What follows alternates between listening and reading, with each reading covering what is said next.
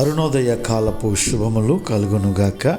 నేటి వాగ్దానము ద్వితీయోపదేశ కాండము 20వ అధ్యాయము 1వ వచనము. నీవు నీ శత్రువులతో యుద్ధమునకు పోయి గుర్రములను రథములను మీకంటే విస్తారమైన జనమును చూచినప్పుడు వారికి భయపడవద్దు. ఏదైనా ఓ భయంకరమైనటువంటి సమస్య మన జీవితాల్లో ఎదురైనప్పుడు ఒక్కసారి వెనుకకు తిరిగి చూడాలి.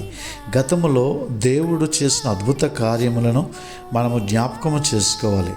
ఐగుప్తు రాజు అయినటువంటి ఫరో సైన్యము, ఆ గొప్ప రథములు, గుర్రములు, ముందున్న ఎర్ర సముద్రము, అంతకంటే ముందుగా ఐగుప్తులో దేవుడు మోషే ద్వారా జరిగించిన ఆ గొప్ప సూచక క్రియలు, ఇలా చాలా ఉన్నాయి. ఈ పరిస్థితులలో నుండి ప్రత్యేకంగా ప్రభువైన దేవుడు కనిపిస్తూ ఉంటాడు. ఆ దేవుడు ఇశ్రాయేలు ప్రజలను ఎర్ర సముద్రమును రాజబాటగా మలిచితే ఎర్ర సముద్రము ఐగుప్తు ప్రజలకు సమాధి దొడ్డిగా చేశాడు.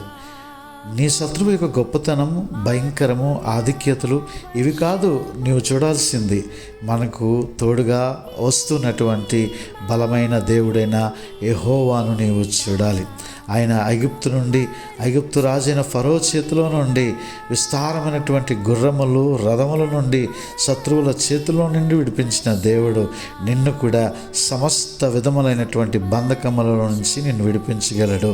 అదే కిందన ఆ వాక్యాన్ని మనం చూస్తే, ఐగుప్తు దేశంలో నుండి నిన్ను రప్పించిన నీ దేవుడైన యెహోవా నీకు తోడై ఉండును. ప్రభువు నీకు తోడై ఉండి నీ ప్రతి సమస్య నుండి ఆయన విడిపించి నిన్ను ఆశీర్వదించును గాక. ఆమేన్. God bless you.